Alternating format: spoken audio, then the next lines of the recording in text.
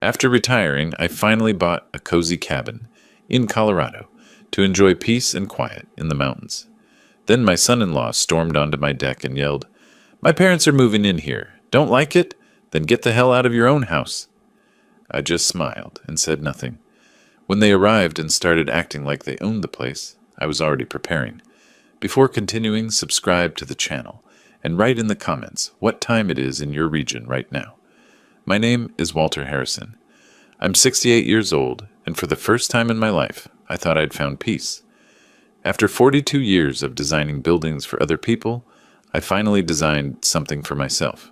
A cozy cabin in the Colorado mountains, nestled in Breckenridge where the air is clean, and the only deadlines are sunset and sunrise. Cost me $847,000, every penny from selling my Denver house and a lifetime of savings. Worth it, I thought, or so I believed. I'm not a complicated man. I like simple things. Good coffee, handcrafted furniture, the sound of blue jays in the morning. My workshop smells like pine and varnish, and that's exactly how I want to spend my retirement. Building things with my hands, watching the mountains change colors with the seasons. No stress, no pressure, no people telling me what to do. But I should have known better. Family has a way of finding you, even when you're hiding at 9,000 feet. My daughter Danielle, she wasn't always like this. I remember when she was 7, running to meet me after work, her pigtails bouncing, asking if I'd help her build a birdhouse for the sparrows in our backyard. We spent that whole Saturday in my garage, her tiny hands struggling with the hammer, me guiding her through every nail. She smiled so bright when we hung it up. "We're a team, Daddy," she said. That girl is gone. The change started 3 years ago when she met Trevor Cooper at some charity gala in Denver. He's an architect too, works at Alpine Design Group, one of those prestigious firms that handles commercial buildings and expensive mountain estates. Makes $156,000 a year, drives a BMW, wears suits that cost more than my monthly grocery budget, comes from old money, the kind where his parents have a wine cellar worth more than most people's retirement funds. At first, I was happy for her. She seemed excited, alive. But Trevor had other plans for my daughter. Within 6 months, she started correcting my grammar at dinner, started wearing clothes with designer labels, talking about networking and social circles, started looking at my hand-built furniture like it embarrassed her. The wedding was nice, I'll give him that. I paid for most of it, $43,000 from my savings. Trevor's parents, Richard and Patricia Cooper, barely acknowledged my contribution. Patricia actually said, "How quaint, the father paying for the wedding. So traditional. Like it was something from a museum, not a father's love." But I smiled. I always smile. The week after I moved into my cabin, they showed up. "Just for the weekend," Danielle said on the phone. "Trevor wants to see your place." I should have known something was wrong when they arrived. Trevor walked through my cabin like a building inspector, running his fingers along the woodwork I'd spent months perfecting, checking corners, examining joints, not admiring, evaluating. Danielle followed him quiet, her eyes avoiding mine. That evening I made dinner. Nothing fancy, grilled steaks, roasted potatoes, fresh salad. We sat on my deck overlooking the mountains, the sunset painting everything gold and purple. For a moment, I thought maybe this would be okay. Maybe we could connect. Then Trevor cleared his throat. "Walter," he said, setting down his wine glass. "Not Dad. Never Dad. We need to discuss something important." I waited, knife and fork in hand. "My parents are relocating from California. They need a place to stay for several months. You know, transitional period. Finding the right property. That sort of thing." He gestured around my deck like he was presenting evidence in court. "Your cabin is perfect. They'll move in 3 weeks from now." I felt something cold settle in my chest. "Trevor, this is my retirement home. I bought this for peace and quiet, not—" "Their family," Danielle interrupted, her voice sharp. "Family helps family, Dad." I looked at her, really looked at her. The girl who built birdhouses with me wouldn't have said that with such coldness in her voice. "I understand that," I said slowly, "but this is my personal space. I moved here to—" Trevor's fist hit the table. My coffee cup rattled. "Listen to me carefully," he said, leaning forward, His face was red, veins standing out on his neck. My parents are moving here. They need this place. It's not a request, Walter. It's happening. Trevor, I don't think that's... My parents are moving here. He was shouting now, standing up, looming over the table. You got that? Not a discussion. They arrive April 15th. Don't like it? Then get out. The silence that followed was deafening. Even the birds seemed to have stopped singing. Danielle sat frozen, her eyes on her plate. She didn't defend me. Didn't tell her husband to calm down. Didn't acknowledge that he'd just told her father to get out of his own home. I looked at Trevor's red face, at my daughter's bowed head, at the mountains beyond that suddenly seemed very far away. Something broke inside me. Not loudly, not dramatically, just a quiet snap, like a thread giving way. Then I smiled. It wasn't a happy smile. It was the smile I used to give contractors who tried to cheat on building codes. The smile that said I knew exactly what game we were playing. All right, I said softly. Whatever you say, Trevor. He blinked, confused by my capitulation. What? I said, all right. Your parents can stay here. I'll make arrangements. Danielle's head snapped up, surprise flickering across her face. Trevor looked suspicious for a moment, then satisfied. He'd won. Of course he had. Old man Walter, always rolling over, always accommodating. Good, Trevor said, sitting back down. I knew you'd see reason. Family first, right? Right, I echoed. Family first. The rest of dinner passed in awkward silence.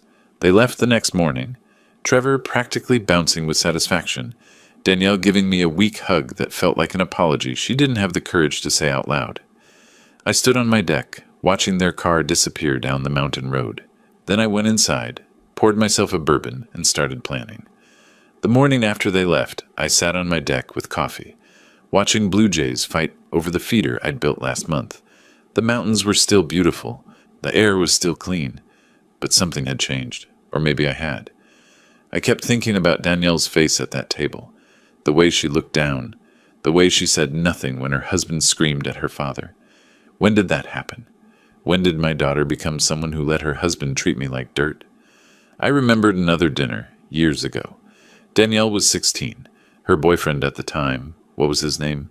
Jason, made some snide comment about my truck being old. Before I could respond, Danielle stood up and told him to leave. That's my dad you're insulting, she'd said, fierce as a wildcat. Get out of our house. She'd defended me without hesitation. What happened to that girl? I knew what happened. Trevor happened. 3 years of being told her background wasn't good enough, her father wasn't sophisticated enough, her childhood home wasn't impressive enough. Death by 1,000 paper cuts, each one making her doubt herself a little more. And now here we were, her husband screaming at me in my own home, and her sitting silent. I spent that whole day thinking. By evening, I'd made a decision. I wasn't going to roll over, not this time. But I wasn't going to fight dirty either. I've been in this profession long enough to know that the best revenge is completely legal. The next morning, I drove to Denver. It took me about 2 hours, winding down mountain roads, past ski resorts and tourist traps. Denver felt too loud after a week in Breckenridge. Too many people rushing around like ants. I found David Stewart's office in a building downtown. We'd worked together on a mixed-use development project about 8 years back. He'd handled all the property law aspects while I designed the structure. Good guy, sharp mind, didn't try to overcomplicate things for the sake of billing more hours. Walter Harrison, he said, standing up to shake my hand. Didn't expect to hear from you. Thought you were enjoying retirement. Was enjoying it, I said, until my son-in-law decided to redecorate. I laid out the situation. David listened without interrupting, his fingers steepled, his expression neutral. When I finished, he leaned back in his chair. Let me get this straight, he said. Your son-in-law wants to install his parents in your cabin, which you own outright. He screamed at you to get out if you didn't like it, and your daughter said nothing. That's the summary. You have the deed in your name only? Yes. Any informal agreements? Verbal promises? Anything he could claim? Nothing. I bought it with my own money after selling my Denver house. Clean title. David nodded slowly. Here's what I think is happening. Trevor has a legal education, right? Worked as a lawyer before switching to architecture? That's what Danielle told me. Then he knows enough to be dangerous. My guess? He's planning to establish his parents as long-term guests, then claim some form of adverse possession or tenant rights.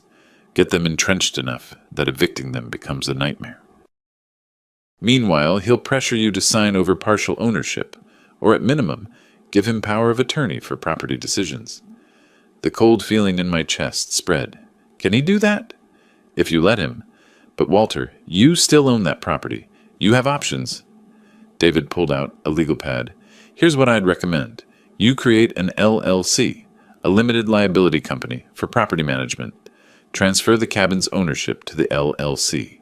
You're the sole owner of the LLC, so you still control everything, but now you have corporate protection.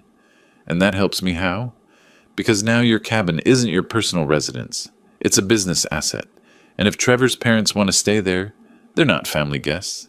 They're tenants. With a rental agreement, with rules, with consequences for violations. I felt something shift in my chest. Not warm exactly, but sharp. Focused. What kind of consequences? David smiled. Not a nice smile. That depends on what you want to achieve. We spent the next hour going over details. LLC formation costs, rental agreement templates, Colorado short-term rental laws. When I left his office, I'd paid him $5,000 as a retainer and asked him to have everything ready in 2 weeks. Driving back to Breckenridge, I thought about that birdhouse again. Danielle and me in the garage, her small hands on the hammer. We're a team, Daddy. Maybe we could be again. But first, she needed to see who she'd married, what he was willing to do to her father. And Trevor needed to learn something my father taught me when I was young. Never mistake kindness for weakness. I spent the next 2 weeks working, not on furniture, on documentation. I photographed every corner of my cabin, every piece of handcrafted furniture, every custom detail, every valuable item. I created spreadsheets listing everything with estimated replacement costs. Then I installed cameras, not obvious ones. Small, discreet security cameras in the living room, kitchen, deck, and guest bedrooms. Completely legal in Colorado, as long as they're in common areas, not bathrooms or private sleeping quarters. I also called an old colleague from the Denver architectural community. We'd worked on several projects together back in the 90s. Over coffee, he mentioned something interesting. Did you hear about Alpine Design Group? Bob Dennis is finally selling. Wants to retire, move to Arizona. Alpine Design Group, where Trevor worked, where Trevor earned $156,000 a year as a senior architect. What's he asking? I asked casually. $2.3 million. Good client list, solid reputation, profitable. He wants someone who'll maintain the company's standards. I went home that night and looked at my finances, my retirement accounts, my stocks and bonds, the equity in my cabin. An idea was forming, a very interesting idea. When David called with the LLC paperwork ready, I had him add one more thing to our plan, a separate LLC for potential business acquisitions. Planning to invest in something, he asked. Maybe, I said, just keeping my options open. 2 weeks after Trevor's ultimatum, I sent him an email. Polite, professional. Attached was a rental agreement for my cabin, prepared by David, ironclad and comprehensive. My phone rang 30 seconds later. "What the hell is this?" Trevor shouted. I smiled at the mountains, watching the blue jays at their feeder. "That's a standard rental agreement," I said calmly. "Since your parents are staying at my property, we should have everything documented properly. For everyone's protection." "This is ridiculous. She's your daughter." "Exactly. Which is why I'm giving your parents an excellent rate. $800 a month instead of the market rate of $4,500. Family discount." I could hear him breathing heavily. "You're serious about this?" "Completely." "Have them sign it when they arrive. I'll need first month's rent and deposit. Everything's explained in the contract." "We'll see about that," he said, and hung up. I sat there holding my phone, looking at my cabin, my beautiful, peaceful cabin, and thought about what was coming. Trevor thought he'd won, thought he'd intimidated the old man into submission. He had no idea what he'd started. The game was on, and I'd been playing it a lot longer than he had. The next 2 weeks passed like watching a masterclass in entitlement unfold. David and I moved fast. Harrison Mountain Retreats, LLC, became official 3 days after Trevor's angry phone call. The paperwork transferring my cabin to the company took another week. All perfectly legal, all meticulously documented.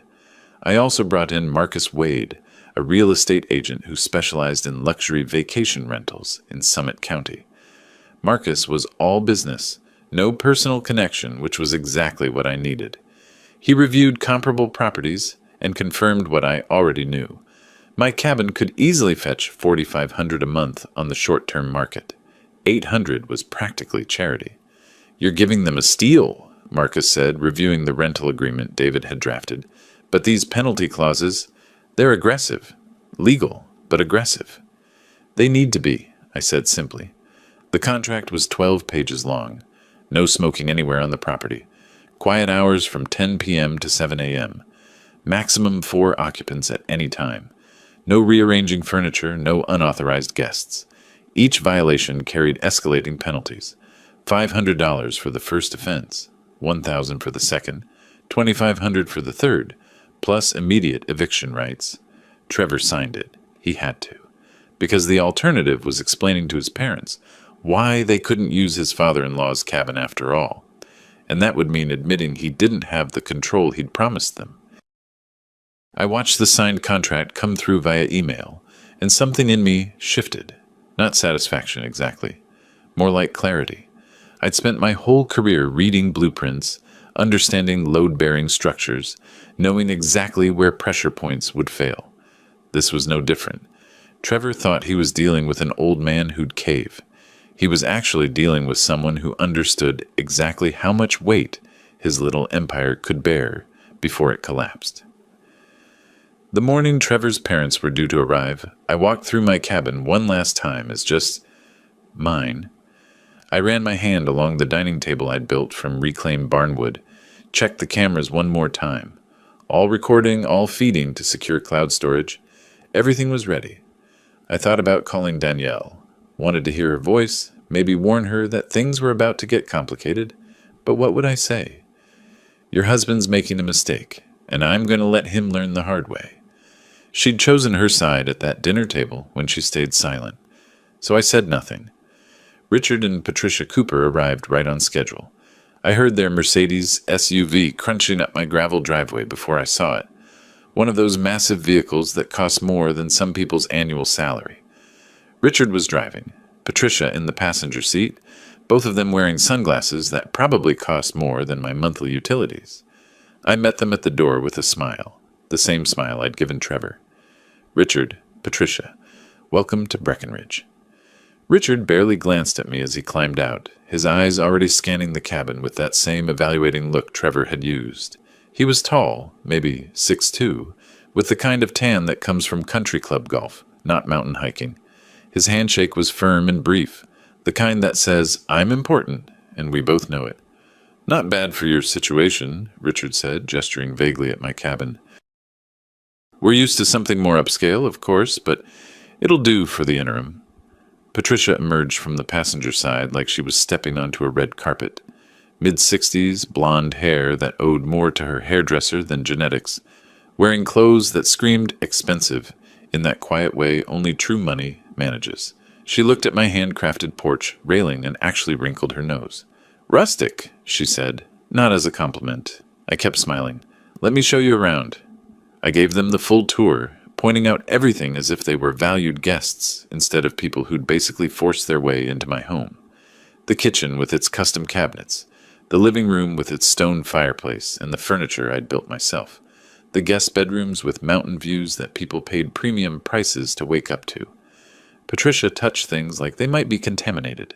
Richard kept making comments. "This is handmade? How quaint. Only 3 bedrooms? We have 5 in our Malibu house. Is that wood stain original? Looks dated." Every comment was designed to diminish, to make me feel small in my own space. I absorbed it all, saying nothing, watching everything. When the tour finished, I handed them a folder. Inside was their copy of the rental agreement, the house rules printed on heavy cardstock, emergency contact numbers, and a detailed inventory of every item in the cabin with its estimated value. "What's all this?" Richard asked, flipping through it dismissively. Your rental agreement and house guidelines, I said pleasantly. Everything you and Trevor signed off on, just so we're all clear on expectations. Richard laughed, actually laughed. Walter, we're family. We don't need all this bureaucratic nonsense. That's exactly why we need it, I said, my smile never wavering. Clear expectations prevent misunderstandings. Protects everyone. Patricia was already wandering toward the guest bedroom, phone in hand, probably texting Trevor about how adequate the accommodations were. Well, Richard said, tossing the folder onto my dining table without looking at it again, I'm sure it'll be fine. We're not difficult people. I looked at him, really looked at him, saw the same entitled certainty I'd seen in Trevor's eyes that night at dinner, the absolute conviction that rules were for other people. I'm sure it will be, I said. They settled in that afternoon while I retreated to my workshop, which I'd specifically excluded from the rental agreement. It was my space, 20 feet from the main cabin, where I kept my tools and works in progress. Through the window I could see Richard on the deck, cigar in hand, smoke drifting across the mountain air. The no-smoking rule was Section 3, Paragraph 2 of the agreement. I pulled up the camera feeds on my tablet. Crystal clear footage of Richard lighting up, Patricia rearranging my furniture in the living room, moving my handmade coffee table to make room for their own decorative items they'd brought. That was violation number 2. I watched, documented, said nothing. That evening they had friends over. I counted 6 people on the deck, laughing, drinking, music playing until nearly 11 p.m. Maximum occupancy was 4. Quiet hours started at 10. Violations 3, 4, and 5. I sat in my workshop, camera feeds running, making notes with timestamps. Each violation carefully documented, each one building my case. Richard called Trevor that night. I didn't need to bug the place to know what he was saying. I could see him through the window, pacing, animated, probably complaining about the ridiculous contract and the uptight old man. Let him complain. A week passed. The violations accumulated like snow in a Colorado winter, steady, inevitable, mounting. More smoking, more noise violations, more unauthorized guests. Patricia complained to Trevor that my furniture was depressing, and could they please replace it with something more suitable? Richard told his friends at some dinner party that they were slumming it in the mountains, while their real estate situation got sorted. I documented everything. Then I had David send the letter. It arrived via certified mail, which Richard had to sign for. I watched from my workshop window as he tore open the envelope, read the contents, and his face went from confusion to red-faced fury in about 3 seconds. Official notice from David Stewart, attorney at law, on behalf of Harrison Mountain Retreats, LLC. Detailed list of violations: smoking, noise complaints, unauthorized guests, furniture relocation, total penalties owed, $2,000. Payment due within 7 days. Richard's voice carried across the mountain air when he called Trevor. I couldn't make out the words, but I didn't need to. The tone said everything. My phone rang 20 minutes later. Trevor, predictably. "What the hell are you doing?" he shouted. No greeting, no pretense of civility. $2,000? For what? My parents breathing wrong? I was at my workbench, sanding a wooden box I was making for my tools. Didn't stop working. For violating the rental agreement, I said calmly. Section 3 covers smoking, clearly violated multiple times. Section 7 covers noise and quiet hours. Section 5 covers guest limitations. It's all documented. This is insane. They're family. They're tenants who signed a contract you reviewed and approved, if I recall correctly. Nobody takes that contract seriously. I stopped sanding, set down my sandpaper carefully. The law takes it seriously, Trevor. You're a lawyer by training. You understand how contracts work. Silence on the other end. I could practically hear his teeth grinding. You're doing this to get back at me. I'm enforcing a legal agreement. If you have a problem with that, feel free to consult your own attorney. We'll see about this, he said, and the line went dead. I went back to sanding my box, the rhythmic motion soothing. Outside, the sun was setting over the mountains, painting everything in shades of gold and amber. Beautiful evening. Beautiful timing. And the best part? This was just the opening move. Trevor showed up 3 days later. I was in my workshop when I heard his BMW pull up, tires crunching on gravel with more force than necessary. Through the window, I watched him slam the car door, march toward the main cabin where his parents were staying, his whole body radiating anger. I kept working on my project. A jewelry box for... Well, I hadn't decided who it was for yet. Maybe no one. Maybe just for the satisfaction of creating something with my own hands, while everything else fell apart around me. 20 minutes later, Trevor appeared at my workshop door. Didn't knock, just walked in like he owned the place. His face was flushed, his expensive suit jacket unbuttoned, his tie loosened. He looked like a man who was used to winning arguments and couldn't understand why this one wasn't going his way. "We need to talk," he said. I didn't look up from my sanding. "I'm listening." "This contract nonsense has to stop. My parents are not paying $2,000 for living in a house." "For violating a rental agreement," I corrected, still focused on the wood grain. "There's a difference." "Walter..." He stepped closer to my workbench. I could smell his cologne. Expensive, aggressive. "You're being ridiculous.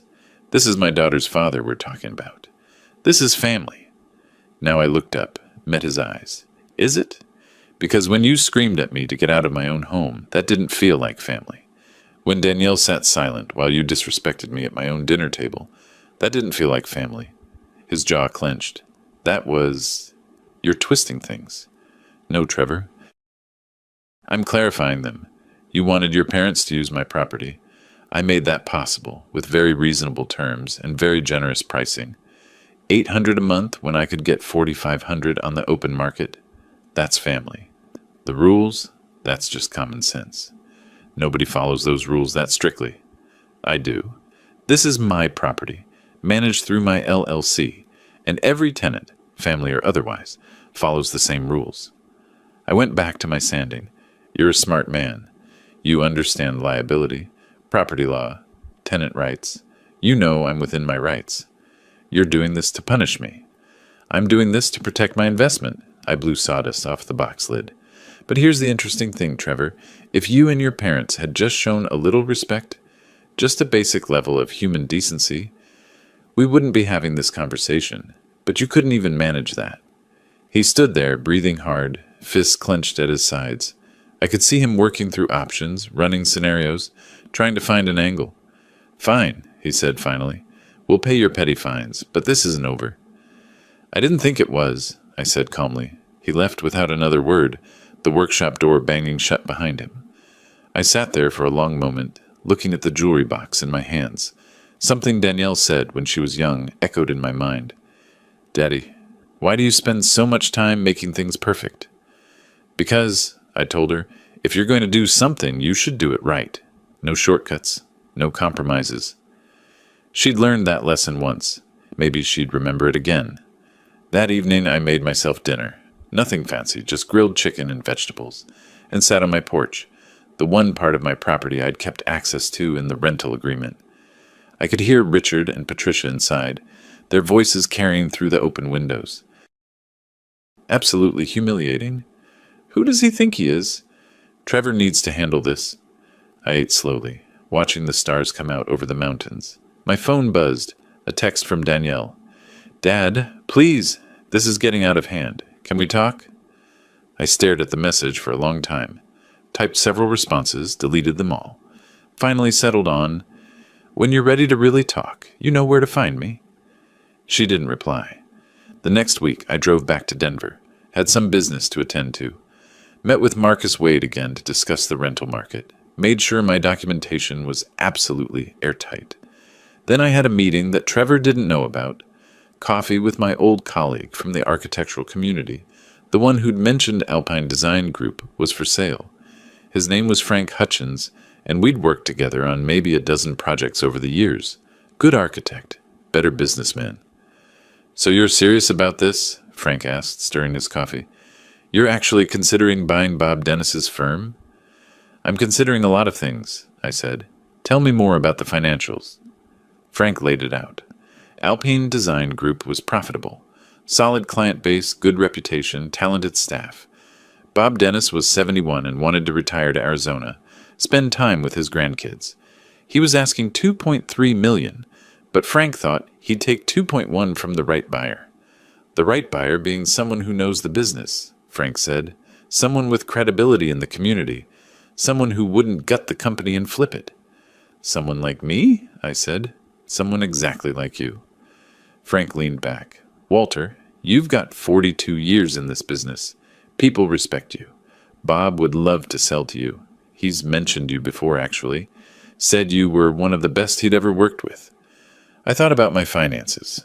My retirement accounts held $890,000. My stocks and bonds were worth another $650,000. The cabin I'd just bought for $847,000 was now worth maybe $900,000 in the current market. I could borrow against it. Maybe $560,000 at reasonable rates. The math worked, barely. It would use every resource I had, put me in debt, risk everything. But the look on Trevor's face when he found out his father-in-law owned the company he worked for, the company where he made $156,000 a year as a senior architect, that would be priceless. Set up a meeting with Bob, I told Frank. Discreet. I want to discuss terms. You sure about this? It's a big move for a retired guy. I smiled. Who said anything about retirement? Over the next few days, I had several conversations with Bob Dennis. Turned out we got along well.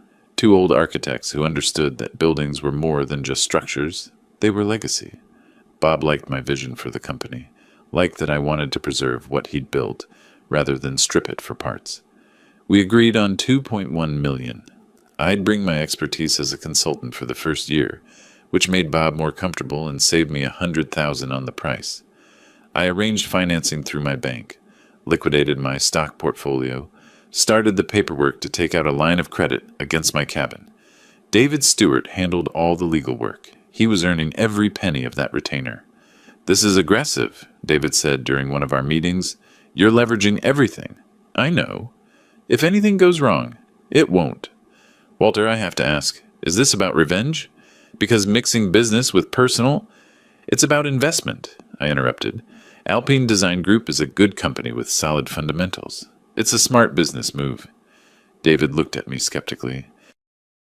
And the fact that your son-in-law works there is a complication I'm prepared to manage professionally?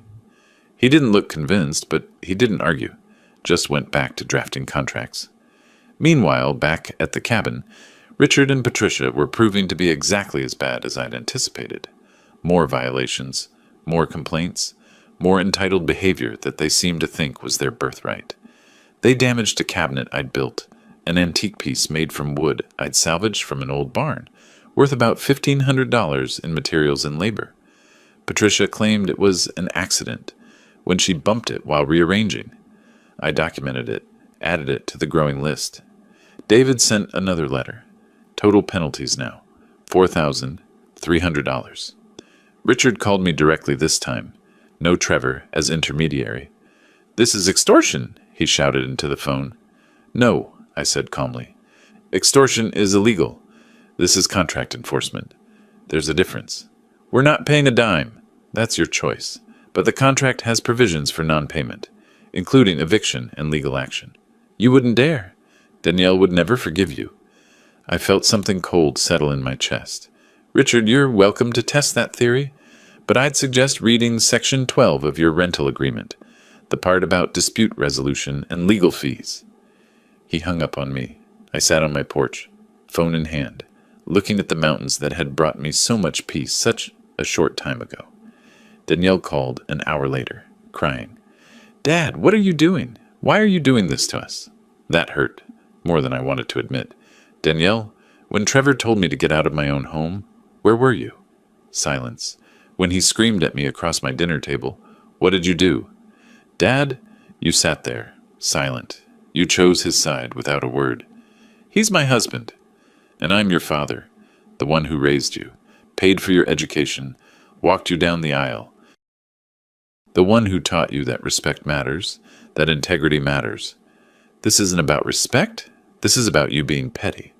No, I said quietly. This is about me refusing to be treated like dirt in my own home. This is about consequences. Actions have consequences, Danielle. Trevor's learning that. Maybe you need to learn it too." She hung up without another word. I sat there in the gathering darkness, feeling older than my 68 years, wondering if I'd made the right choice. Then I thought about Trevor's face that night, the contempt, the certainty that he could push me around.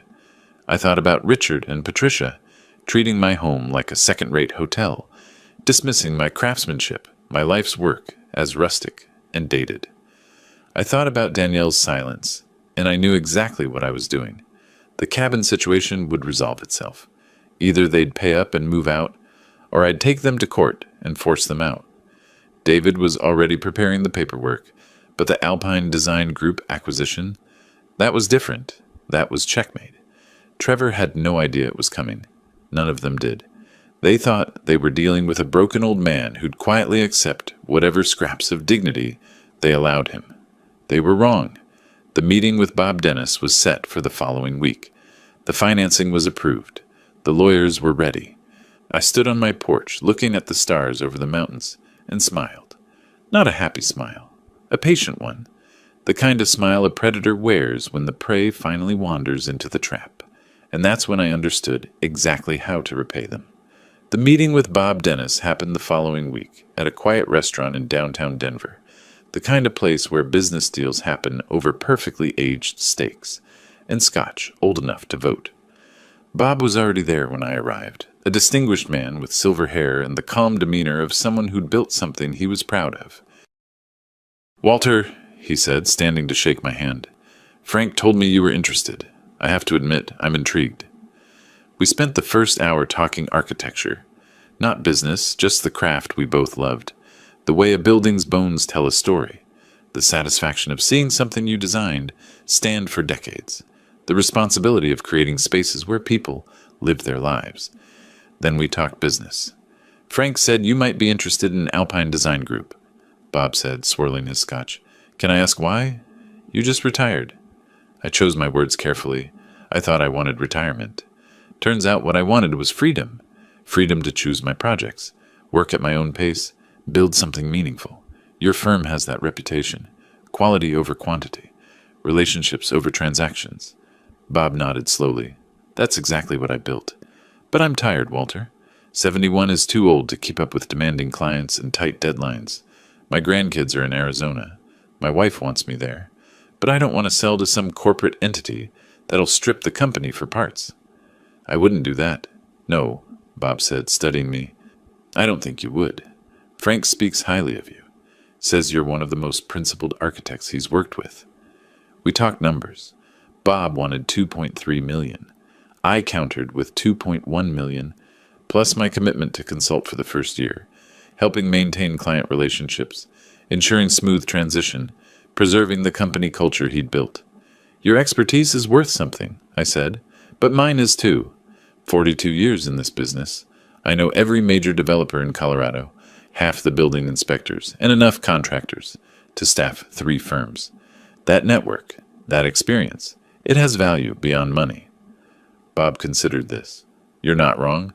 And honestly, knowing you'd be guiding the ship for the first year, that gives me peace of mind. Then we have a deal?" He extended his hand. "We have a deal. The financing was the hard part. I met with my banker the next day, a woman named Lisa Chen, who'd handled my accounts for 15 years. I laid out my assets, $890,000 in retirement accounts, $650,000 in stocks and bonds, the cabin worth approximately $900,000 with current market values." "You want to leverage all of this?" Lisa asked, concerned. "Walter, this is your entire safety net. I know what I'm doing." "Do you? Because if anything goes wrong—" "It won't." She looked at me for a long moment. "This isn't just business, is it?" I met her eyes. "It's the best business opportunity I've had in years. Alpine Design Group is profitable, well-managed, with excellent growth potential. The numbers work." "The numbers barely work," she corrected. "You'll be extended thin. 1 bad quarter and—" "Lisa, I need you to trust me on this." She sighed, pulled out the loan applications. "You're liquidating your stock portfolio?" "Yes." "Taking a home equity line against the cabin? At your age, with fixed income?" "Yes." "And you're absolutely certain about this?" I thought about Trevor's face that night at dinner. The contempt, the certainty that he could push me around. Completely certain. The paperwork took 3 weeks. Liquidating investments, processing loan applications, setting up the new LLC, Harrison Architectural Holdings, to purchase Alpine Design Group. David Stewart handled the legal aspects, making sure everything was airtight. "This is a big swing," David said during one of our meetings.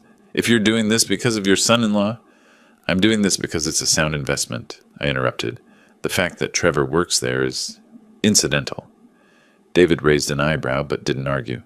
Meanwhile, back at the cabin, the situation deteriorated exactly as I'd predicted. Richard and Patricia Cooper continued their entitled behavior, seemingly convinced that rules were suggestions meant for other people. More smoking on the deck, more loud parties that went past quiet hours. They invited friends up from California for a week. 8 people staying in my 3-bedroom cabin, sleeping on couches and air mattresses, treating the place like a free resort. I documented everything. The security cameras I'd installed captured it all in high definition. Every cigar Richard lit. Every time Patricia rearranged my furniture. Every guest who exceeded the occupancy limits. The penalties accumulated. By the time I sent the second official notice through David, the total had reached $4,300. That's when Richard damaged my antique cabinet. I'd built it myself 5 years ago from wood, salvaged from a 100-year-old barn outside Boulder. Cherry wood, hand-fitted joints, no nails or screws, just craftsmanship and patience. It had taken me 3 months of careful work. Patricia knocked it over while redecorating the living room. The corner splintered, a door came off its hinges, the finish scratched. The camera footage showed it clearly. Patricia pushing it aside to make room for some gaudy lamp she'd brought from home. The cabinet tipping, crashing to the floor. She looked at it for a moment, then just walked away. I stood in my workshop, watching the footage, feeling something cold and final settle in my chest. That cabinet represented hours of meditation, of careful work, of creating something beautiful with my own hands, and she destroyed it like it was garbage. I called David. "Add property damage to the complaint," I said. "Estimated replacement value, $1,500 for materials and labor." "Walter, are you sure you want to?" "I'm sure. File it." The total penalties now exceeded $8,700. When David sent the updated notice, Richard called him directly, screaming about harassment and extortion. David, professional as always, simply said, "You're welcome to consult your own attorney about the validity of the contract. We'll see you in court if necessary." Richard hung up and called Trevor. I knew because Trevor showed up at my workshop the next afternoon, his face purple with rage. "You've lost your mind," he shouted, slamming my workshop door open. $8,000. For what? I was sanding that jewelry box again, the wood smooth under my fingers. Didn't look up. For violations of a legally binding contract. The itemized list is in the notice. Nobody takes these petty rules seriously. Now I looked at him, set down my sandpaper carefully. The law takes them seriously. Courts take them seriously. Contracts aren't suggestions, Trevor. You should know that. You studied law before you switched to architecture. His hands clenched into fists. This is about revenge, about that dinner. This is about property rights and contract enforcement. You can't possibly believe... I believe what the documented evidence shows. Your parents signed a rental agreement with specific terms. They've violated those terms repeatedly. The penalties are clearly stated in the contract they signed. I picked up my sandpaper again. You reviewed that contract yourself before they signed it. If you thought the terms were unreasonable, that was the time to object. My parents are family. Your parents are tenants with a legal obligation they're refusing to honor. Trevor leaned over my workbench, trying to intimidate me with his height, his presence. You think you're clever. You think you've got this all figured out. But you're just a bitter old man trying to hurt his own daughter. I met his eyes without flinching. I think I'm a property owner protecting his rights. And Trevor, your father said I could sue him if I wanted. So I am. David filed the complaint this morning. Summit County Court. Your parents will be served by the end of the week. The color drained from his face. You're actually suing them? For breach of contract, property damage, and collection of penalties clearly stated in the agreement. Yes. Danielle will never forgive you." That hurt, more than I wanted to admit, but I kept my voice steady. "That's her choice to make. But maybe you should think about what she'll never forgive you for, like the night you screamed at her father to get out of his own home." Trevor stood there, breathing hard, his mind clearly racing through options, scenarios, ways to fight back. Finally, he turned and walked out, without another word. I went back to my sanding, but my hands were shaking slightly. This was it, the point of no return. The lawsuit was filed. The acquisition of Alpine Design Group was moving forward. In a few weeks, maybe a month, everything would come together, and Trevor had absolutely no idea what was waiting for him. My phone rang that evening. Danielle. I almost didn't answer, but I did. "Dad," she said, her voice thick with tears. "How can you do this? How can you sue Trevor's parents? This is family." "Danielle, when Trevor told me to get out of my own home, where were you?" Silence. "When he screamed at me across my dinner table in front of you, what did you do?" "Dad, you sat there, silent. You chose his side without saying a word. He's my husband, and I'm your father, the one who raised you alone after your mother passed, the one who paid for your education, your wedding, who supported you through everything, and when it mattered, you stayed silent." "This isn't about respect," she sobbed. "This is about you being vindictive." I looked out at the mountains, dark against the evening sky. "No, Danielle. This is about consequences. Trevor thought he could push me around. Your in-laws thought they could ignore basic respect and legal obligations. I'm showing them they were wrong. I hate you for this," she whispered. That cut deep, deeper than anything. "That's your right," I said quietly, "but I won't be disrespected in my own home. Not by Trevor, not by his parents, and not by you." She hung up without another word. I sat there on my porch, phone in hand, wondering if I'd just destroyed the most important relationship in my life. Then I thought about the cabin deal closing, about Trevor finding out who his new boss was going to be. Sometimes doing the right thing costs everything.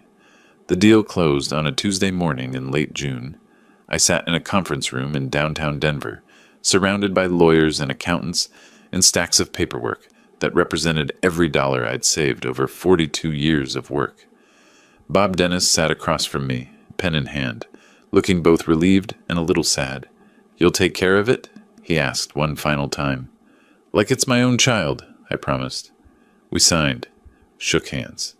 And just like that, I owned Alpine Design Group, $890,000 from my retirement accounts, $650,000 from selling my investment portfolio, $560,000 borrowed against my cabin at 4.2% interest. Every penny I had, plus debt that would take years to pay off. The lawyers handling the transaction had one critical instruction: complete confidentiality until the official announcement. Standard practice for business acquisitions. Prevents chaos. Allows for smooth transition. Bob would stay on for 2 weeks to help with the handover, then make the announcement before heading to Arizona. Trevor had no idea his father-in-law had just become his boss.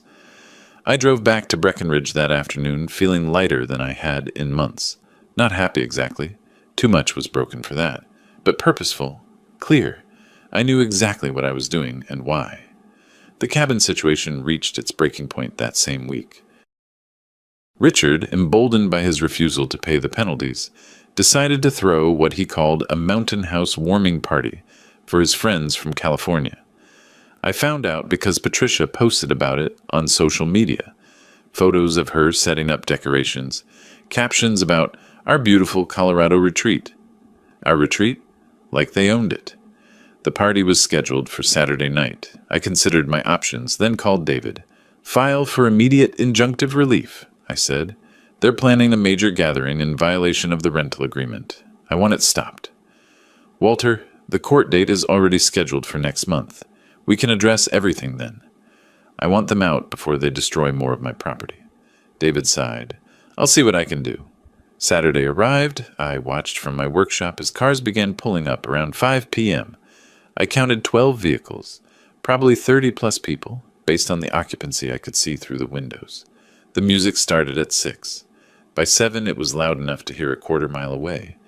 By 8, people were smoking on my deck, drinking on my porch, throwing trash in my yard.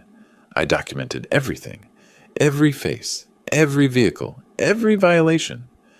At 9 p.m., I called the Summit County Sheriff. I'd like to report a noise violation and trespassing, I said calmly. I have rental tenants who are violating their lease agreement and disturbing the peace. 2 deputies arrived around 9:30. I met them at the road, showed them the rental agreement, explained the situation. They were professional, sympathetic. How many people are supposed to be there? One asked. Maximum 4, per the signed contract. He looked at the line of cars, the noise carrying through the mountain air. That's way more than 4.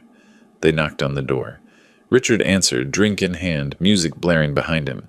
The conversation was brief. Richard tried his usual entitled routine. Do you know who I am? And this is family property. But the deputies weren't impressed. Sir, you're in violation of your rental agreement and the noise ordinance. You need to end this gathering immediately. This is ridiculous. I'm not... Now, sir, or we'll cite everyone here for trespassing on private property. The party broke up within the hour. Cars streaming down the mountain road, drunk guests complaining loudly, Richard and Patricia humiliated in front of their friends. I watched from my workshop window, a cup of coffee in hand. Beautiful. Trevor called me the next morning, his voice shaking with rage. You called the cops on my parents? I called law enforcement about a violation of a rental agreement and noise ordinance. Yes. They were humiliated. Their friends were trespassing on my property in violation of a signed contract. Trevor, this is simple. They agreed to terms. They're not following them. Actions have consequences. This is insane. What's insane is thinking you can scream at someone in their own home and face no consequences. What's insane is your parents destroying property they don't own and expecting no accountability. He hung up. I went back to my coffee. The next week, David called with news. The court date is set, 3 weeks from now, and Walter, they don't have a lawyer. Seriously? Richard tried to represent himself initially, then called a few attorneys. Nobody wants to touch it. The contract is ironclad, the violations are documented with video evidence, and they don't have a legal leg to stand on. Any lawyer who looked at it probably told them to settle. But they won't settle. Nope.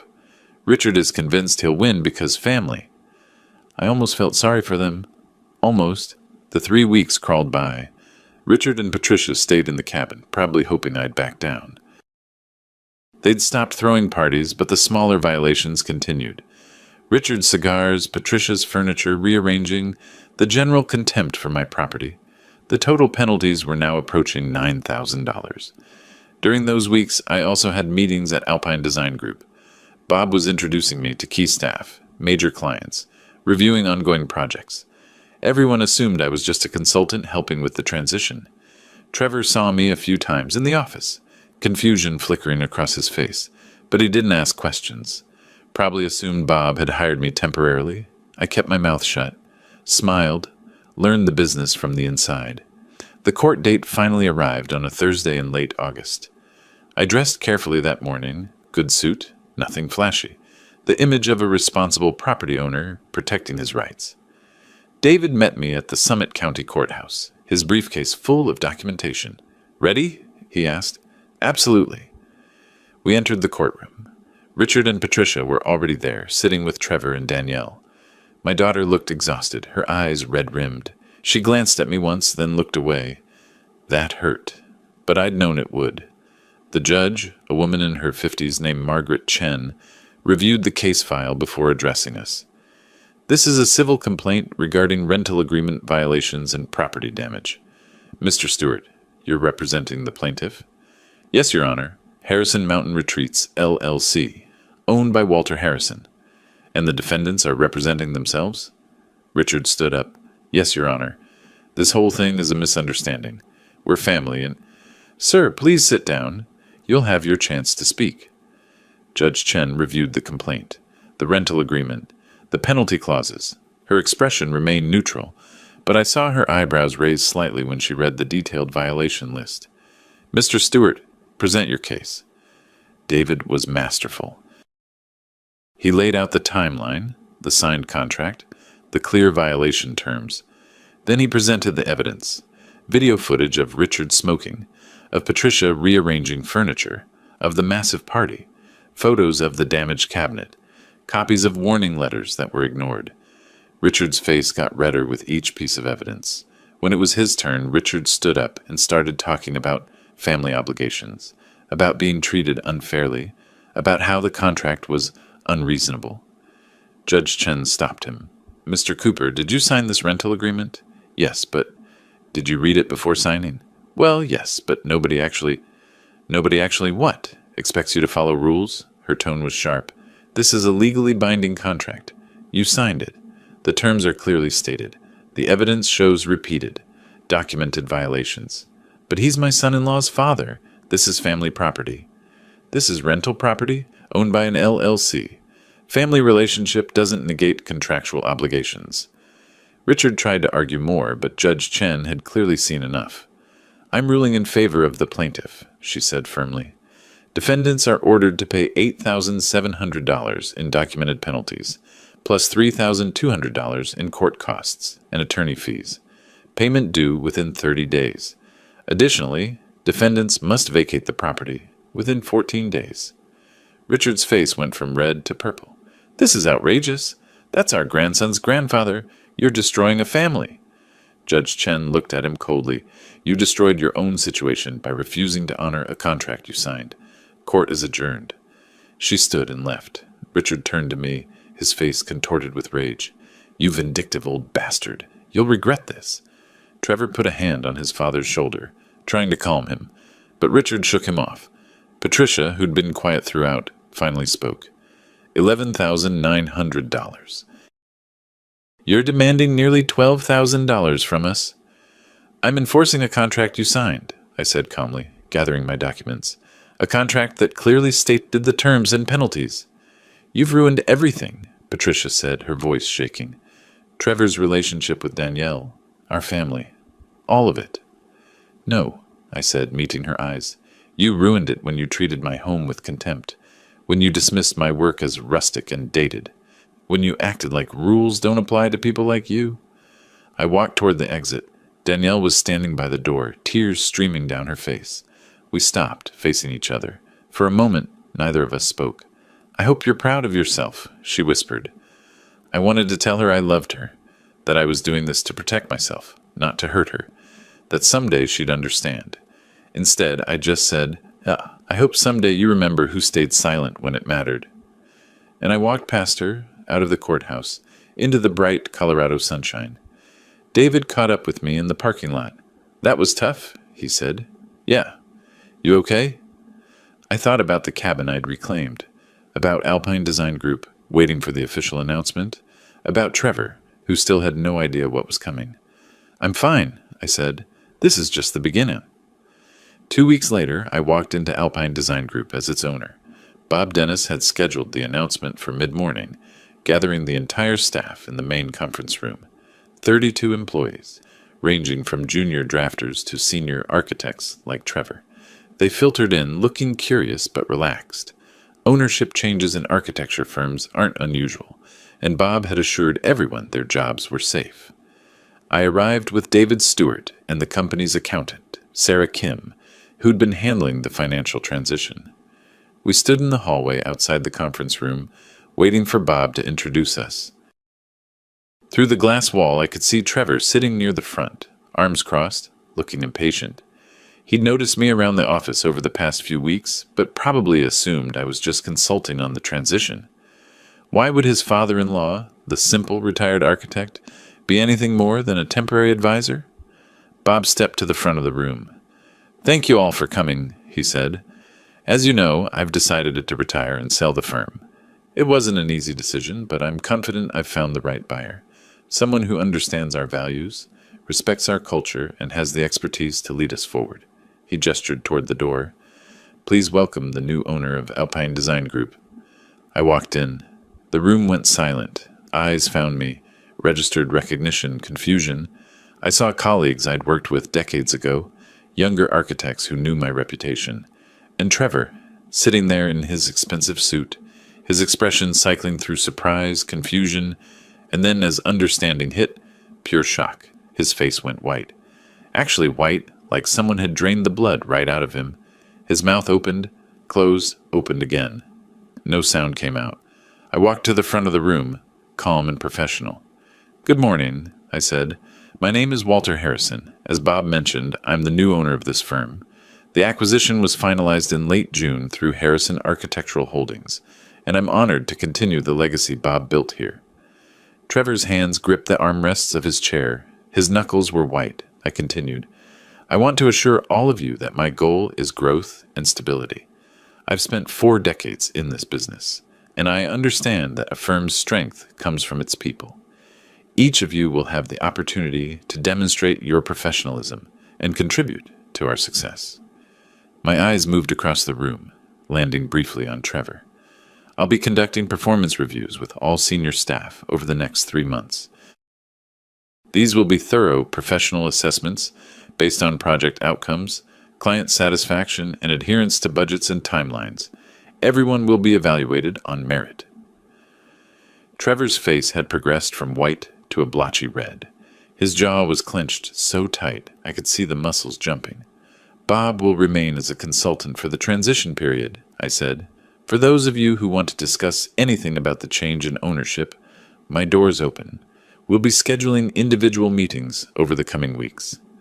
I paused, making eye contact with Trevor again. "Trevor Cooper, I'd like to speak with you first. Please come to my office after this meeting concludes." The room buzzed with quiet conversation as people processed the news. Some looked pleased, others uncertain. Trevor sat frozen, staring at me like I'd grown a second head. I finished the presentation, thanked everyone for their attention, and walked to what was now my office, Bob's old space with its view of downtown Denver and the mountains beyond. David joined me, closing the door. "That was interesting," he said quietly. "Trevor looked like he'd been hit by a truck." "He's starting to understand the situation he's in. You know he's going to fight this. Let him try." 15 minutes later, there was a knock on my door. "Come in." Trevor entered, and I could see he'd used those 15 minutes trying to compose himself. His face was still flushed, but he'd straightened his tie, squared his shoulders, trying to project confidence he didn't feel. "Sit down," I said, gesturing to the chair across from my desk. He sat, his posture rigid. His hands kept moving, adjusting his cuffs, touching his tie, gripping the armrests. Nervous tells he probably didn't realize he was showing. I opened a folder on my desk, his personnel file. "Trevor Cooper, senior architect, salary of $156,000 per year, 5 years with the firm." I looked up at him.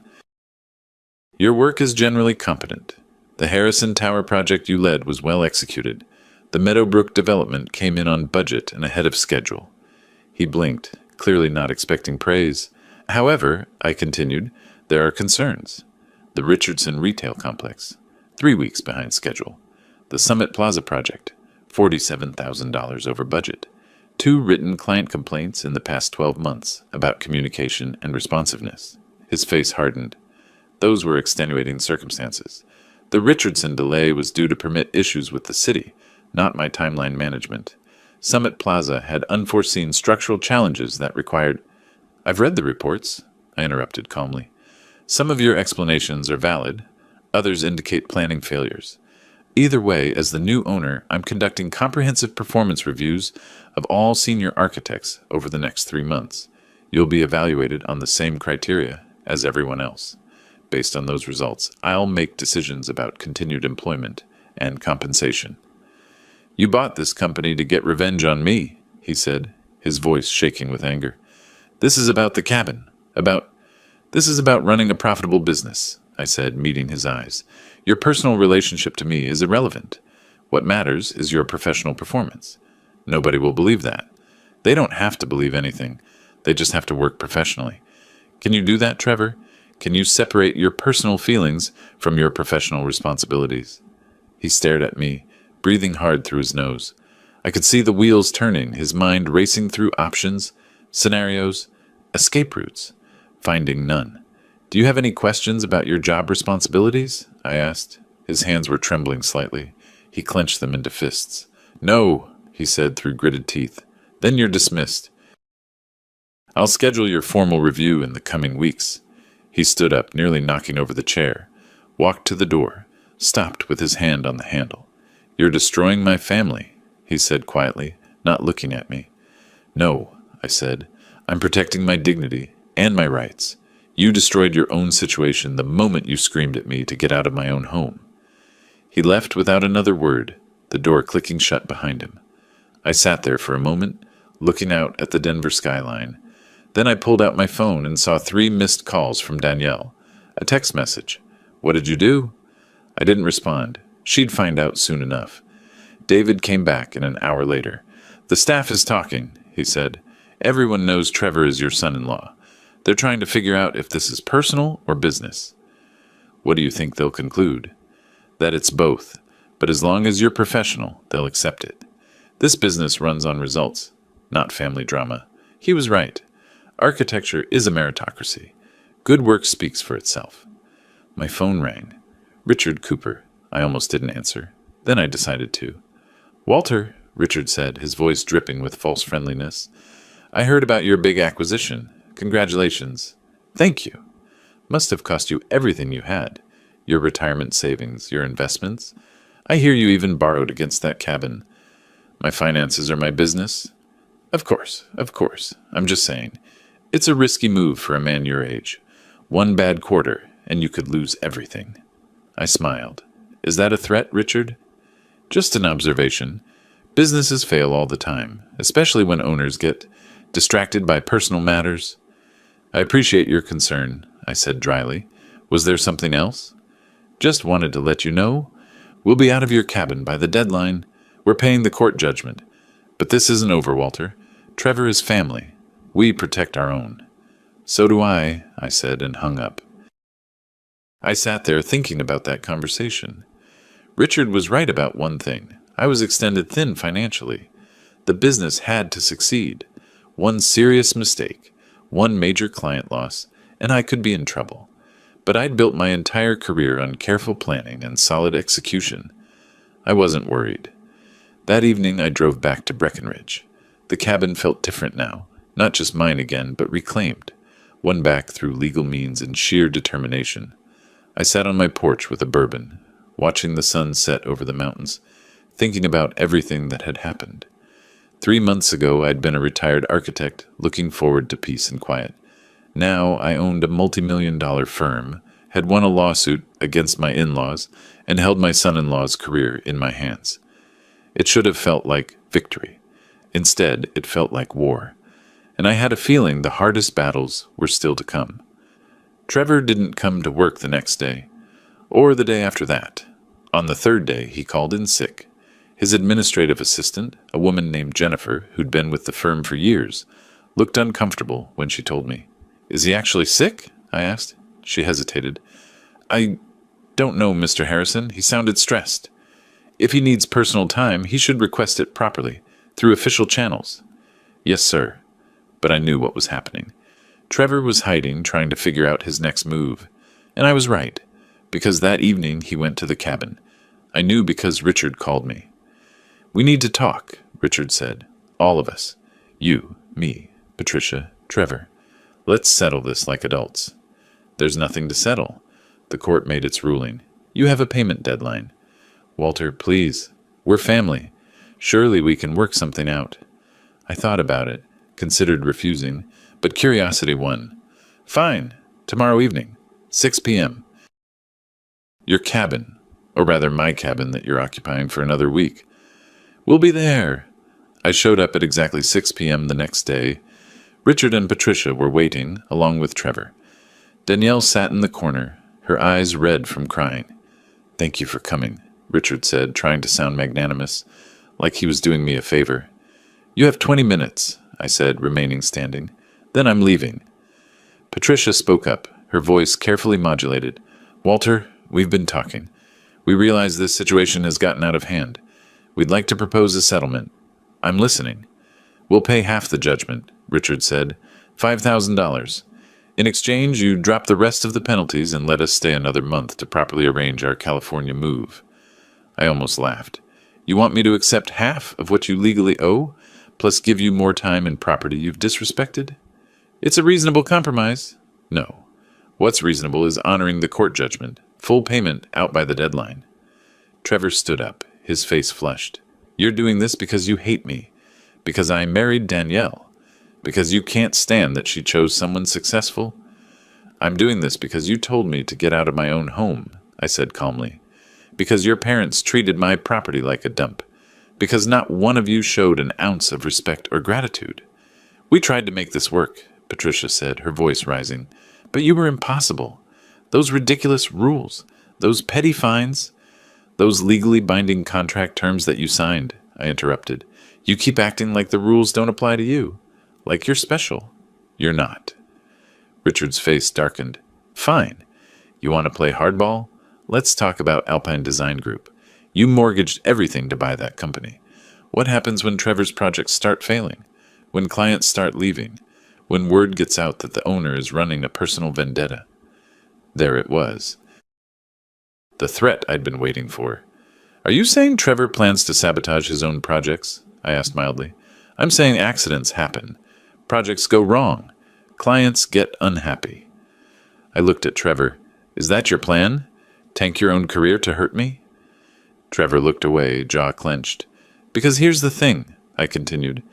I spent 42 years building my reputation. I know every major client in this market. I know their needs, their preferences, their concerns. You think they'll believe you're suddenly incompetent? Or will they wonder why Trevor Cooper, who's been solid for 5 years, suddenly can't deliver? I walked toward the door, then turned back. You want to fight dirty? Go ahead. But understand, I've got documentation of every project, every budget, every timeline. If things start failing mysteriously, I'll know why. And I'll have evidence for wrongful termination claims that will protect me legally while destroying your reputation permanently. You can't prove anything, Richard said. I don't have to. Suspicion is enough in this industry. Once word gets out that Trevor Cooper sabotages projects when he doesn't get his way, who will hire him? The room fell silent. Danielle finally spoke, her voice small. Dad, please, this has to stop. I looked at my daughter, really looked at her. She was caught in the middle, torn between loyalty to her husband and whatever remained of her relationship with me. Danielle, I love you, I said quietly, but I won't be disrespected. Not by Trevor, not by his parents, not by anyone. When you're ready to have an honest conversation about what happened, about how Trevor treated me, about how you stayed silent, I'll be here. But until then, this is a legal matter, not a family one. I left them there and drove back to my cabin. The next few days were tense. Trevor returned to work, but he was a shadow of his former cocky self. He came in early, left late, didn't make eye contact with me in the hallways. I conducted my first senior architect review with Jennifer's help, pulling project files, client feedback, budget reports, everything documented and professional. Then a week after the deadline, Richard paid, the full amount, $11,900, transferred to my account with no communication beyond the bank notification. 2 days later, they moved out of the cabin. I went there after they left. The place was a mess, not destroyed, but clearly not cared for.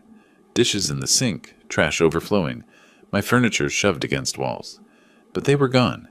I spent that weekend cleaning, putting everything back where it belonged, restoring my sanctuary to what it had been. Almost what it had been. Some things can't be fully restored. The following Monday, I began Trevor's official performance review. I sat in my office going through his project files with meticulous care. The Richardson project delay, I found emails showing Trevor had been warned about potential permit issues, but hadn't followed up promptly. His fault. The Summit Plaza budget overrun, structural problems that could have been caught in initial planning with more thorough site analysis. Also, his fault. The client complaints, both from the same client, who'd complained about Trevor's dismissive attitude when they raised concerns. Absolutely his fault. Everything documented. Everything provable. I could fire him, legally, professionally, with complete justification, but I didn't want to destroy him. I wanted him to understand, to change. So instead, I scheduled a meeting.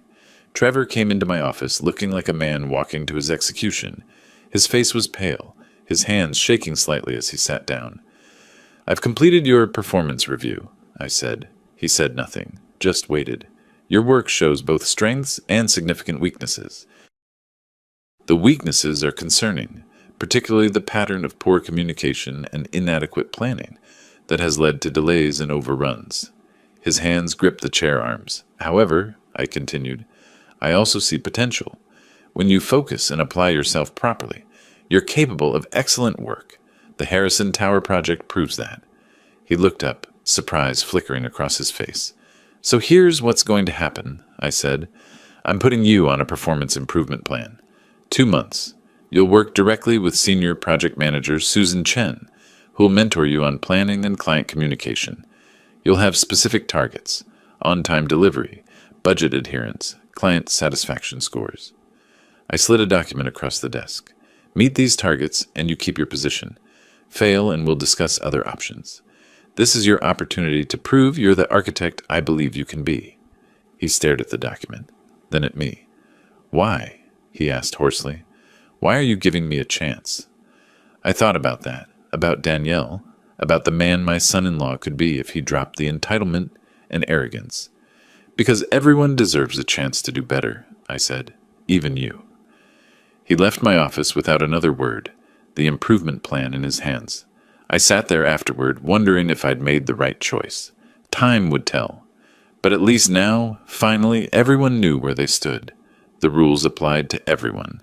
The consequences were real. And respect wasn't optional. It was earned. Whether Trevor learned that lesson was up to him. Richard and Patricia Cooper left the cabin on the deadline day, their Mercedes packed so full I could see boxes pressing against the windows. I watched from my workshop as they loaded the last items, Richard's face set in a permanent scowl, Patricia looking years older than when they'd arrived. They didn't say goodbye. Just drove away, gravel crunching under their tires, leaving a cloud of dust that settled slowly in the mountain air. The bank notification came through that afternoon. $11,900. Full payment of the court judgment. No message, no acknowledgement, just the money they owed. I walked through the cabin after they left. It was worse than I'd expected. Not destroyed, but clearly not cared for. Stains on the furniture I'd built by hand. Scratches on the hardwood floors. The damaged cabinet leaning sadly against the wall where Patricia had knocked it over. But it was mine again. Fully, completely mine. I spent the weekend restoring it, piece by piece. Cleaned every surface, repaired what I could, made notes on what needed replacing. By Sunday evening, it looked like home again. Almost. Some things can't be fully restored. The cabinet would never be quite the same. The scratches in the floor would always be there, faint reminders of people who didn't respect what I'd built. But I'd won. Legally, completely, justifiably. At work, Trevor was unraveling. I didn't need to do anything dramatic. I just stayed professional, evaluating his work with the same standards I applied to everyone else. But the stress of knowing I held his career in my hands was eating him alive. He came in early, stayed late, double-checked every detail. His projects started improving. Deadlines met, budgets held, clients satisfied. Exactly what I'd hoped the performance improvement plan would achieve. But the fear in his eyes every time he saw me in the hallway told me he wasn't learning the right lesson. He wasn't working better because he'd grown as a professional. He was working better because he was terrified. That wasn't sustainable. 3 weeks after the court judgment, I conducted his formal performance review. He came to my office looking like he hadn't slept in days. Dark circles under his eyes, his usually impeccable suit rumpled, hands shaking as he sat down. I laid out his files across the desk. Recent projects, client feedback, budget reports. Trevor, I said calmly, we need to discuss your performance over the past month. He swallowed hard, his Adam's apple bobbing. I know the Richardson project had issues, but I've been working to... The Richardson project is actually performing well now, I interrupted. You identified the permit delays early, communicated with the client proactively, and adjusted the timeline appropriately. That's exactly what I want to see. He blinked, confusion flickering across his face. What? The Meadowbrook residential development. Ahead of schedule, under budget. The client specifically praised your communication and attention to detail. I slid the feedback form across the desk. You're capable of excellent work when you apply yourself. His mouth opened, closed. No words came out. However, I continued, I'm concerned about your stress levels. You're working 70-hour weeks, showing signs of burnout. That's not sustainable for you or beneficial for the firm. I'm fine, he said quickly. I can handle it. Can you? Or are you just terrified I'm going to fire you?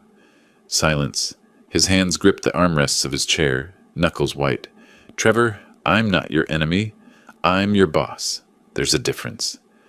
I leaned back in my chair. You're a talented architect. The work you're doing now proves that. But you're doing it out of fear, not passion. That needs to change. How? He asked, his voice barely above a whisper.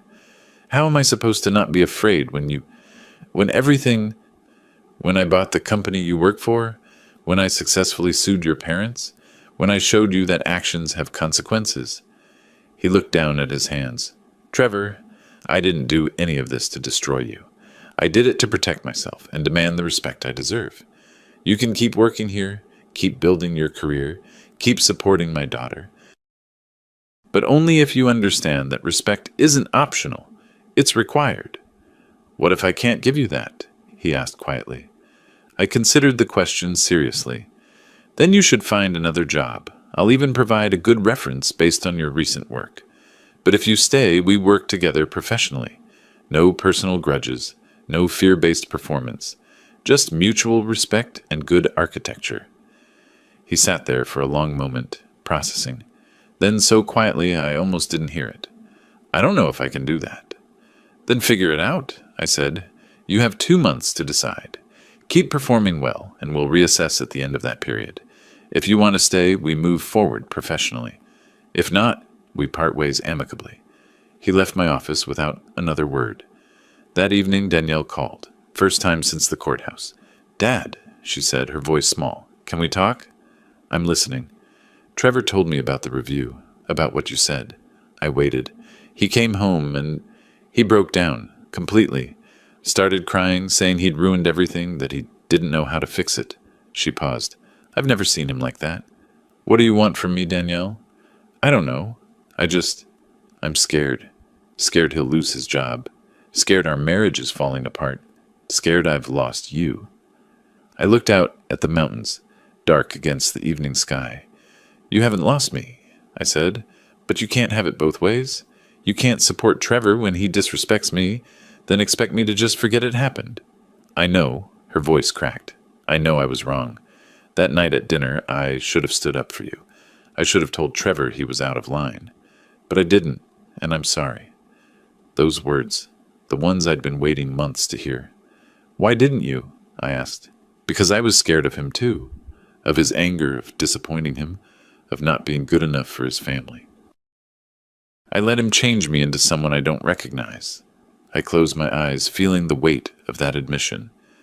What are you going to do about it? I asked. I don't know yet, but I can't keep living like this, caught between you and him, never standing up for anything, just trying to keep everyone happy. Then stop trying to keep everyone happy. Figure out what you believe is right and stand up for it. Even if it means choosing between you and Trevor. Especially then. She was quiet for a long moment. Can I come see you? Tomorrow? You still have a key, I said. You're always welcome. Just me? Just you. After she hung up, I sat on my porch with a bourbon, watching stars appear over the mountains. The cabin was quiet, except for the wind through the pines, and the distant sound of an owl hunting. Everything I'd fought for, the cabin, the company, my dignity, was secured. The legal battles were won. The financial risks were paying off as the firm continued to perform well under my leadership. But the hardest battle, the one with my daughter, was just beginning, and I had no idea how it would end. The next afternoon, Danielle's car came up the driveway. I was on the porch, working on a bird feeder I'd started weeks ago and never finished. She got out slowly, looking around like she was seeing the place for the first time. No Trevor, no defensive posture, just my daughter, looking lost and small in the mountain landscape. Hey, Dad, she said quietly. Hey, sweetheart. She came up on the porch, sat in the chair next to mine, and we sat in silence for a while, watching the blue jays fight over the old feeder. I remember when we built that together, she finally said. I was 7. You let me paint it purple and yellow, even though it was ugly. It wasn't ugly, it was creative. She smiled just a little. It was definitely ugly, but you hung it up anyway and told everyone it was beautiful. More silence, comfortable this time. I'm sorry, Dad, she said. For everything, for letting Trevor treat you like that, for not defending you, for choosing him over you when it mattered. I set down my tools, gave her my full attention. I forgive you, I said simply. She looked at me, tears starting to fall. Just like that? Just like that. You're my daughter, Danielle. I love you. That doesn't change because you made mistakes. But you've been so angry. I've been hurt, and I've been protecting myself. But angry at you? No. Disappointed, yes. Angry at Trevor for putting you in that position? Absolutely. But you're my daughter. That's forever. She broke then, really broke, crying in a way I hadn't seen since she was a child. I pulled her into a hug and let her cry, my hand on her back the way I used to when she had nightmares. What do I do now? She asked when she could speak again. That's up to you. What do you want? I want my dad back. I want to be the person you raised me to be. I want to fix this. Then fix it. Not for me, for you. She pulled back, wiping her eyes. Trevor wants to apologize to you. Really apologize. Does he? Or does he want to keep his job? Both, probably, but Dad, he's changing. This whole thing broke something in him. The arrogance, the entitlement. He's actually listening to me now, actually seeing what he did wrong. Time will tell if that's real. Will you give him a chance to show you? I thought about that, about the man who'd screamed at me in my own home, about the possibility of redemption. If he wants to apologize, he knows where to find me, I said. But it has to be real, Danielle. Not just words, actions. She nodded. I'll tell him. We sat together until sunset, talking about small things, rebuilding the connection that had been fractured. When she left, I felt something I hadn't felt in months. Hope? Maybe, just maybe, we could find our way back to being a family. But first, Trevor had to prove he'd really learned his lesson. 3 weeks later, I was in my office reviewing the quarterly financials when Jennifer buzzed my intercom. Mr. Harrison, Trevor Cooper's here to see you. He doesn't have an appointment, but he says it's personal. I checked my calendar. Send him in. Trevor entered looking different. Not broken, but humbled. He wore a simple button-down and slacks instead of his usual expensive suit.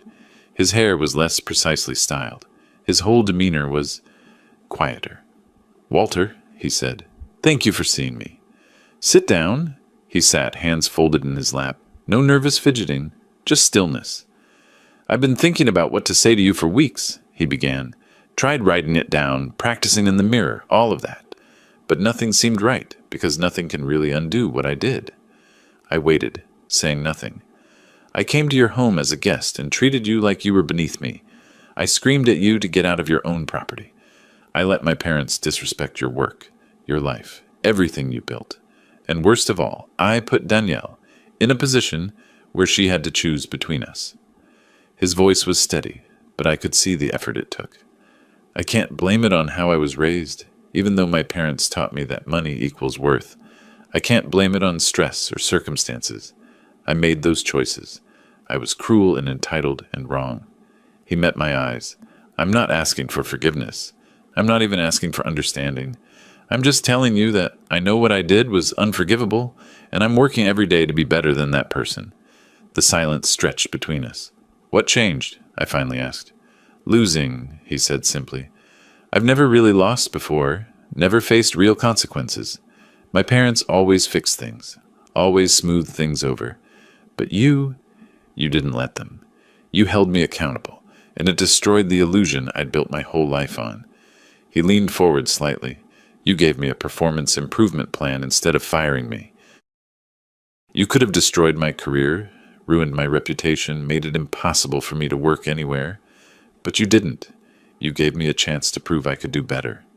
And have you? Done better? I'm trying. The Miller House project, I finished it early and under budget. Not because I was afraid, but because I actually cared about doing good work. The Greenfield development, I spent 3 hours on the phone with a frustrated client last week, really listening to their concerns instead of dismissing them. It felt good, like I was actually being useful instead of just important.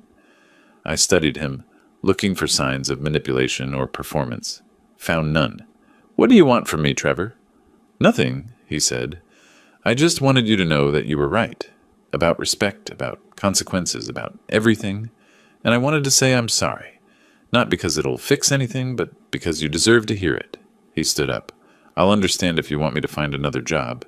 Danielle said you'd give me a good reference. I appreciate that more than you know." "Sit down," I said. He sat. I pulled out a folder from my desk drawer, his performance file from the past 2 months. "The Miller House project, exceptional work. Client sent a personal thank you letter to the firm. The Greenfield development. You turned an angry client into someone who's now referring new business to us. Your billable hours are strong, your communication with the team has improved, and you haven't missed a single deadline." I slid the file across the desk. "That's the work of someone who's not just scared of losing his job. That's the work of someone who's actually growing as a professional." His eyes widened slightly. "I'm taking you off the performance improvement plan," I said. "You've proven you can meet the standards. Welcome back to full senior architect status." "Walter, But," I interrupted, "understand this. The professional relationship we have now is built on mutual respect. You respect my position as owner. I respect your skills as an architect. We work together, effectively. That doesn't erase what happened, but it lets us move forward." He nodded slowly. "Thank you. Truly. Don't thank me. You did the work. I just gave you the opportunity." As he stood to leave, I added, "Danielle told me you wanted to apologize. I'm glad you did. But apologies are just words. Your actions over the past 2 months. That's what actually matters." "I know," he said.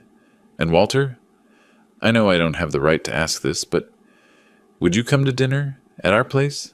Danielle really wants to cook for you." I thought about that, about my daughter, trying to rebuild bridges, about this man who'd humiliated me, now genuinely trying to change. "Saturday work for you?" The relief on his face was genuine.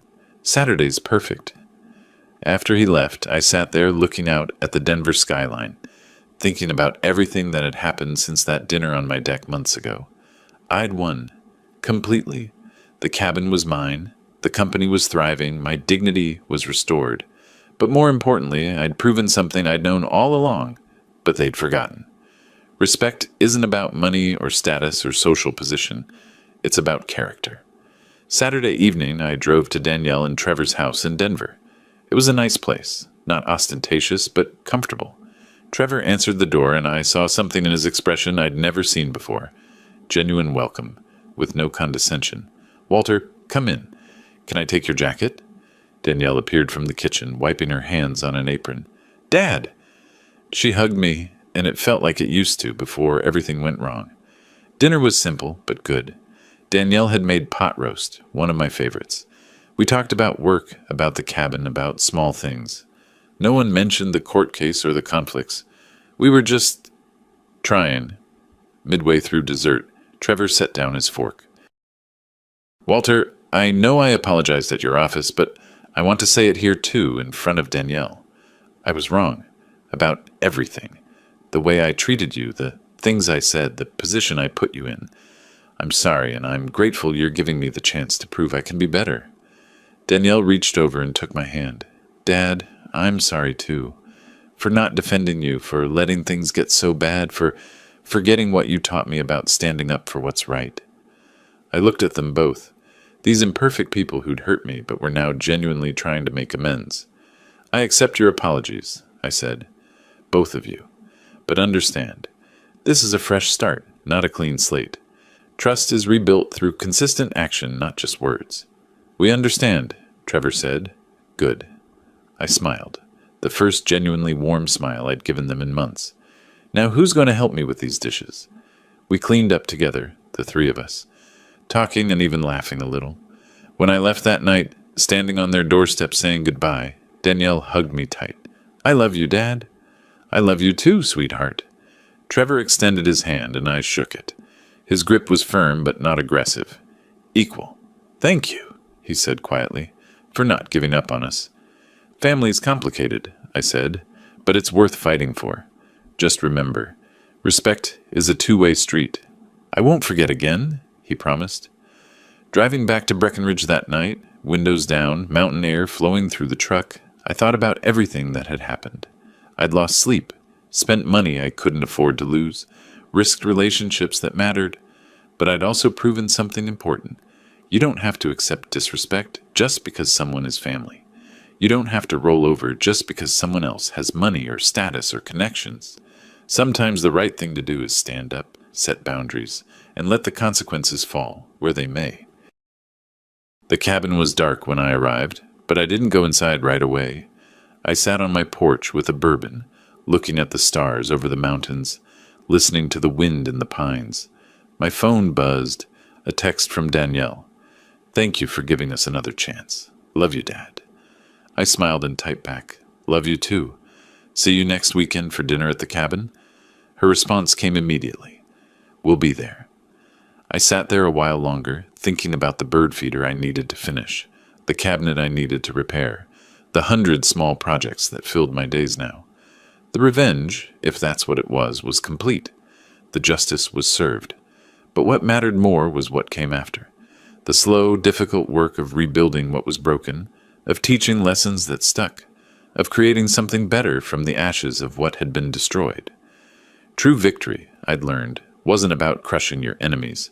It was about establishing your worth, demanding respect, and creating a life where dignity was non-negotiable. I'd done that.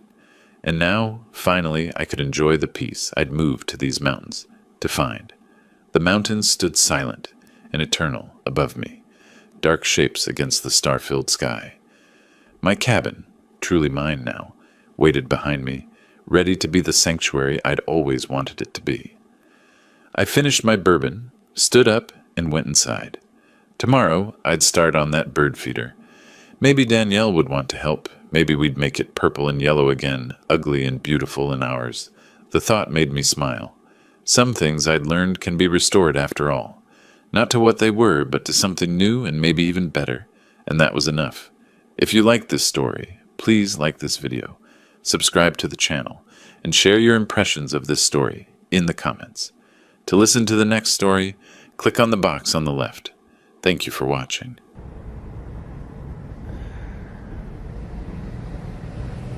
아, 케바케긴 한데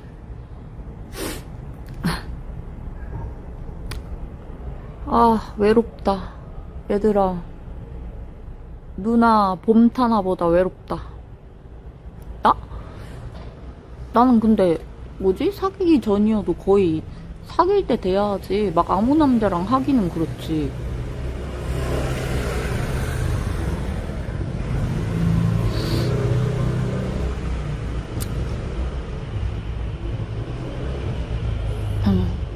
방송하면서부터는 좀 빡셌지.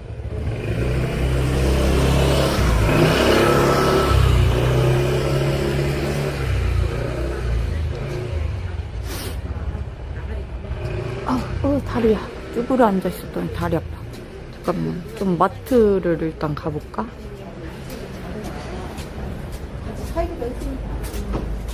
아, 추워.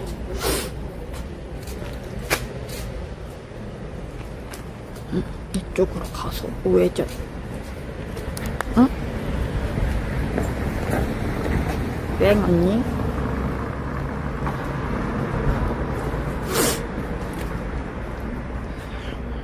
이거 중국 거라니까? 중국 사이트라니까? 응, 우리 엄마 어린이집 원장님.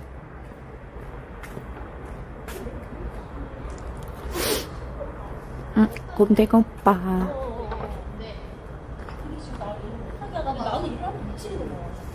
추워. 그냥 알바라도 하고 싶다. 인생이라고 해야 돼요. 인생에. 그러니까 이게 지금 서운하고 말이 나잖아요. 애들 밥 안 먹을 때? 언니, 그거 뭐지? 애들이 어린이집에서는 밥 안 먹을 일이 없어. 알지? 애들 이중인격이야.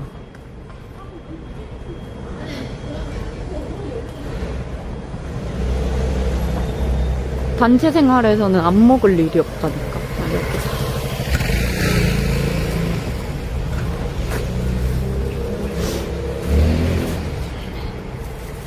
그럼 같이 먹어야 된다고 어르고 달래야지 뭐. 근데 원래 애기들 그거부터 시작이잖아. 밥상머리 교육.